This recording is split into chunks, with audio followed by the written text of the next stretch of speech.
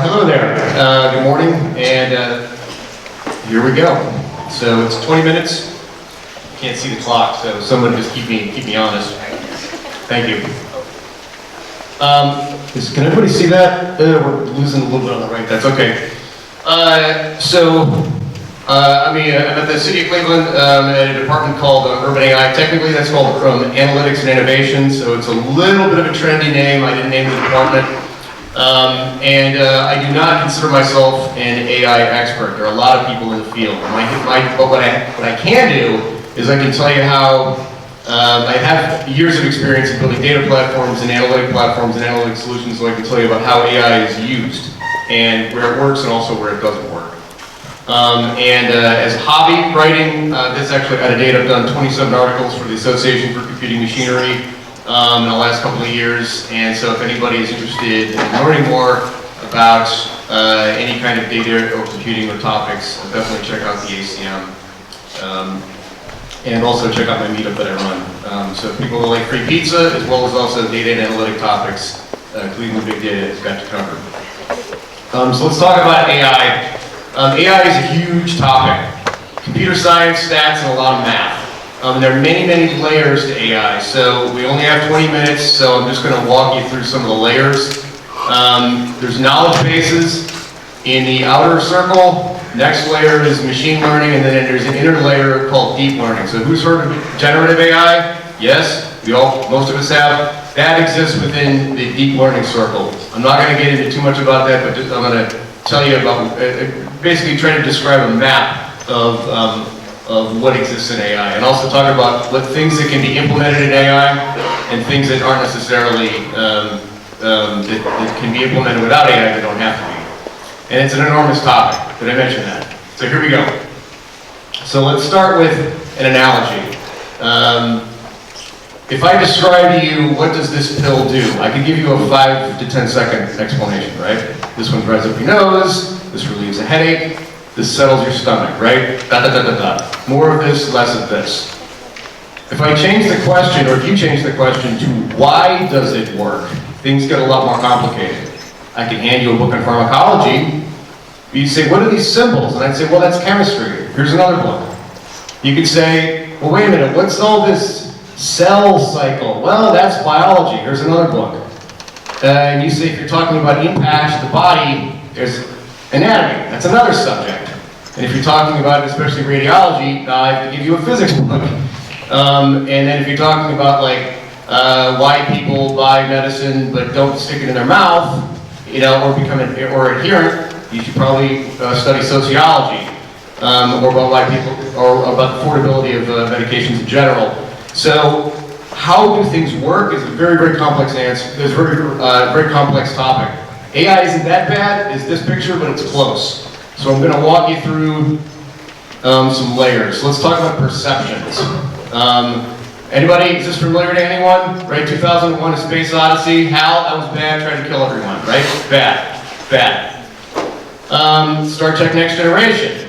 Anybody familiar with this? You have Data, who was the good robot. You had Lore, effectively his older brother, an evil twin. That was the bad one. The good one saved the crew. The bad one, tried to kill everybody, right? And just to give you a heads up, that's actually the same actor. It's just in slightly different outfits and face paint. I don't want to ruin it for you. More recent movies, right? Ultron is bad.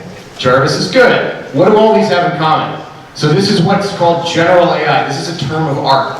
So I could drop you into a conference on artificial intelligence, and you could say, you know what I think about general AI, and everything up to that comma, people would take you seriously. This is an actual term. General AI means free thinking, learning, decision making, possibly having effects in the real world. So general AI, as of December 4th, 2023, what time is it right now? General AI is not a thing. So what does exist is what's called narrow AI. Now, arguably, with generative AI, like ChatGPT and things like that, the narrowness is getting wider, but it's still not what's considered general AI. So Deep Blue, has anybody heard of this? Back in the late 90s, chess machines, the Watson Jeopardy in 2011, AlphaGo in 2017. So these are These are all examples of narrow AI. This again is a term of art. So these were systems, very complex systems that were built for a specific purpose and are forms of AI for specific tasks. Amazing systems engineering, but still single task. So what are our layers of AI? How do these things work? So the ones I want you to focus on, so this is from a book called Deep Learning from Goodfellow. My guess is you probably haven't heard of it. That's okay. So knowledge bases exist in the outer layer. You've got a category of algorithms called machine learning, and then the next one to focus on is deep learning. So if anybody's ever heard the phrase neural net, that exists in the center Venn diagram. And then generative AI is another, because this book was from 2016, is another circle inside deep learning. If you're not familiar with Venn diagrams, I also have it with cute Russian dolls. Is this good? Is this tracking for people? So AI is the big one, machine learning is the next one, and then deep learning is the little cute one that goes inside the deep learning one. And it's offering a bit of, text is cut off, but it's offering some encouragement for everyone. So, knowledge bases. What do I mean by knowledge bases? Representation of knowledge curated by experts, right? Machine learning, there's two major classifications. You've got unsupervised learning and supervised learning. And like I said before, deep learning, neural nets. If you ever hear the phrase deep learning, just think neural nets and vice versa. AI is the big circle that contains all these concepts. So things that can use AI, right? So most of us have now probably heard of computer vision, optical character recognition, natural language processing. These are all efforts that started decades ago that didn't actually initially necessarily employ AI, but the best implementations now do use AI. Does that make sense? There's decades of older NLP frameworks that didn't have to use AI, that were more special purpose built, but now they're using AI implementations. So let me give you an example of NLP, natural language processing, if you haven't heard of this. So believe it or not, this is actually English. So this is a healthcare example. So let's look at this real quick. Let's start from the back. SOB. What does that mean? Does that mean, hey, you SOB? Right? No. That means shortness of breath. That's a medical condition. So context is huge in language. And likewise, it's huge it's important in natural language processing. What's the token before it? W/O, what does that mean? Without, right? That's what's called a negation. That's a big deal. Do you have cancer? Or do you not have cancer? Those are not the same thing, even though it has the word cancer in it. And there's a lot of ways to express that. Present, not present, right? Detected, not detected. So negation is huge in language, and it's important in natural language processing. What is this token up top, right? 500 mg. Is the mg talking about that fancy car, like that MG, that sports car? Nope. That's the unit of measure, milligrams. And that's associated with the token before that, 500. So those should be treated as a unit. Everybody catch the misspelling? It's not how you spell pneumonia. So in order to process this correctly, we need a lot of context on the domain. So you need a spell check and a terminology lookup to correct common misspellings. You need a lookup of acronyms, which would then, in context, take you to dyspnea, a medical condition. You need to understand different ways to express units of measure. Right? This is hard. And so you could hard code this, all these little rules, or you can train by example. And that's the one thing I'll leave you with NLP, and the way that machine learning works in general is you train models by example data. And so somebody basically had to annotate these in the meeting, and then you get more and more examples, and then your models get smarter and smarter. So I'm going to skip over this. Yeah, I just said that. So here, how does AI work? Now I'm going to start peeling back the covers. Who's heard of a data structure called a graph? You may have not have heard of it, but you've seen it. So if I ever show you a map and you draw Cleveland, line, Columbus, line, Cincinnati, right? We've all done this. That's a graph. So maps are implementations of graphs, and now I can start adding information to it, like the distances. I can add weights to the edges. AI is filled with graphs in terms of relationships between concepts, directional processing. So graphs are huge, and the algorithms like shortest path routing, traveling salesman problem, etc. This category is absolutely huge. So remember in the build example, the graph rabbit hole goes deep. But graphs are a good thing to be aware of if you're wondering like how AI works and how it structures information. We've got a few more examples coming up. Big data, if you're wondering like why has AI exploded, definitely in the last 5 years. Big data and public cloud computing with the ability to store vast amounts of data, process it in various ways. This has been a huge reason why AI has the power that it has now. And with the steps, basically, it's the same core steps. So get the data, prepare the data, analyze the data, and then show the data. So the irony is that for the decades-long approach of analytics, this part hasn't changed. It's just that what you can do with AI and analytics is it's gotten a lot more powerful. So AI history, quick thing on history, AI actually goes back to concepts at least the 50s, if not longer. And if you can believe it, you probably can't, there were multiple times that people thought that AI was dead. They called it the AI winter in the 70s and 80s. So now it's here to stay. Yeah, believe it or not, AI was almost not a thing. So, a few examples of knowledge bases like we talked about earlier, dictionaries.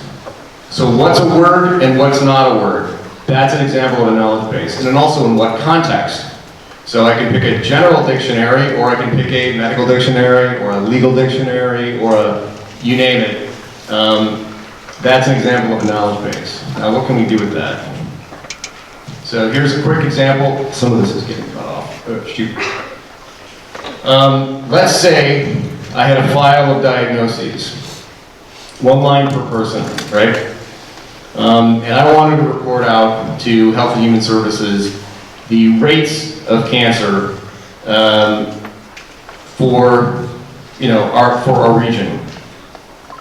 So this is the kind of the problem with source data. So how would I find the cancer cases? I could just do a pattern match, right, and say anything that has lung cancer in it, well, we'll consider that cancer. But look at the way that it's represented, right? Some of them are lowercase, some of them are what's called camel case, capital L, capital C. Some of them are shouting at you, they're on all uppercase. But there's also things that are misspelled, lung cancer, lung adenocarcinoma with bone metastases. This doesn't even have the word cancer in it, but it is cancer, whereas lung abscess is not. So how would we report on this in a way that makes sense to cancer professionals? Does that make sense? So I'll just jump ahead. Does this structure look similar to anything we were just talking about a few minutes ago? That's a graph. So there is a knowledge base in something called SNELMED that basically has a representation of the most common cancer diagnoses. And so what you want to do in your first step of analytics is you would map your local data to a standard terminology, and then now reporting on this standard structure actually makes sense to professionals. So it's a data preparation step. Let's jump under the hood now for what's called machine learning. Have you heard of machine learning before? That's okay. There are two major classifications of machine learning. You've got unsupervised learning and supervised learning. And algorithms is usually where people's heads explode. K-means, principal component analysis, Jennings natural breaks, logistic regression, support vector machines. Don't worry about that right now. Let's talk about what you can do with it. And let's go with Legos. So when people are talking about clustering, they're talking about the raw groupings or patterns of data. So that step 2 and 3 up there, take my red Legos and put them in a pile, take my green Legos and put them in a pile. Maybe I'm organizing them by length, maybe I'm organizing them by height. We've all played with Legos, right? It doesn't matter, one isn't right or wrong, it just depends on how you want to organize it. So that's effectively, that's clustering. There's a lot of different algorithms on clustering, but it's an important step. That basically says, I haven't built anything with my data yet, I'm just trying to find major patterns. Classic supervised learning is where you actually start making predictions. Recommender systems. Netflix, right? People who watch this movie like that show, right? So the two major groupings of supervised learning, what's called classification and regression. If you're doing something with a number, it's a regression. If you're doing something that's in effectively categories, it's classification. Is anybody familiar with the show Silicon Valley? Anyone? Anyone? A few people? Good. So the joke on the show was that the software engineers were going to build an application where you could take a picture of food and it would categorize your food. It was going to be groundbreaking. The problem was they ran out of time and the only food that they categorized was a hot dog. And so their application became hot dog, not hot dog. So that joke became basically the way that people explain recommender systems, and specifically a binary recommender. Is it hot dog, not hot dog? If you ever look in your inbox, spam, not spam, that's another example of a binary classification. So whenever you think of binary classifier, just think hot dog, not hot dog. So let's talk about accuracy. So anybody that's talking about machine learning needs to talk about accuracy for responsible analytics. People seen this picture before, something like it, right? Arrows in the center, that's called, high accuracy. Arrows, the clustering of the arrows, that's called your precision. These actually have mathematical definitions. So have we seen this before? So if you're confused by that diagram in the right, that's actually called the confusion matrix. You'll be here all week, tip your waitresses. Or your wait staff, sorry. So there were a few ratios to focus on. Precision, recall, a true negative rate, and then an F1 measure, which is the harmonic mean between precision and recall. Complicated sounding term, pretty simple math though. So let's pick an example. Let's say that we need to come up with an algorithm for 100 people in this room to diagnose or to predict who has a very critical medical condition. It's very important we identify this person. They need medical treatment immediately, in this example. So let's come up with an algorithm, right?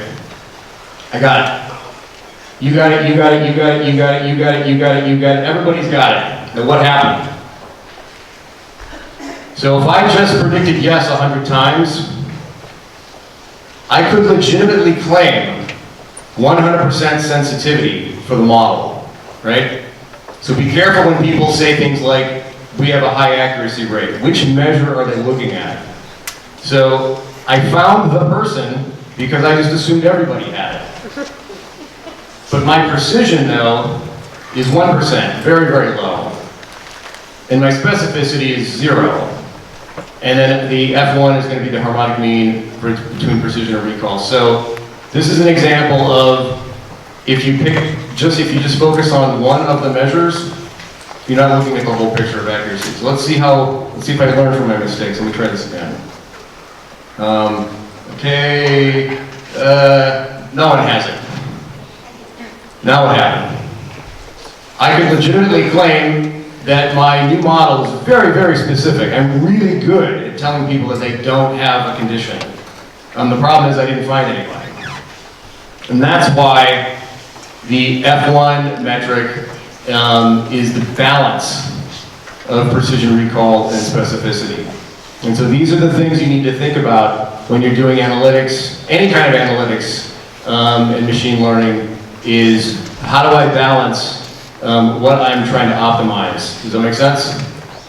So let's get into data bias. And again, if we're talking about responsible analytics, you need to think about like how often does this happen in the real world? How would anybody know about it? Is it written down? Data availability, data readiness, how clean is it? How coded, is it coded? Is it free text? Which leads into other data bias examples. There are many different types of data bias examples. Anchoring, survivorship, confirmation bias, and frequency illusion are some of the big ones. Anchoring is like the overly relying on the first piece of information that you've had. Survivorship bias, overly focusing on a specific subset. I mean, you see this with smoking all the time, right? So-and-so is 85 years old and they've been smoking their whole life. Okay. Who have you missed in your conversations? Confirmation bias, frequency illusion. If you notice something, the last one, if you notice something and then you start seeing it and then you start thinking that that's actually happening more than it's really happening, it's just because you just noticed it. It doesn't increase the frequency. You just happen to notice this thing. Here's an example from World War II. Let's say that you had a bomber that was coming back, and every red dot is a bullet hole. Where do you add armor? Think about this one. You want to add it. Remember, this is the planes that are coming back. You typically want to add it where the bullet holes aren't. Because if these are the only planes that you're seeing, the ones that are getting hit where they haven't been shot are the ones that are going down. Does that make sense? So this is an example of survivorship. If you're only seeing this, it doesn't mean that you shouldn't increase the armor here, but you're missing the impact of what happens when these areas get hit. Does that make sense? So lastly, for AI recommendations, again, this might make more sense in a professional audience, but start with the problem first, start with the use case, and then be selective on the algorithms and the technologies. AI and analytics are a process, they're not one and done, and you need to continually review for accuracy in all forms if you want to be if you want to be a responsible analyst. Lastly, if anybody wants to check out an article I wrote earlier in the year called AI in the Enterprise, you can find it online. And I think that's time. So thank you.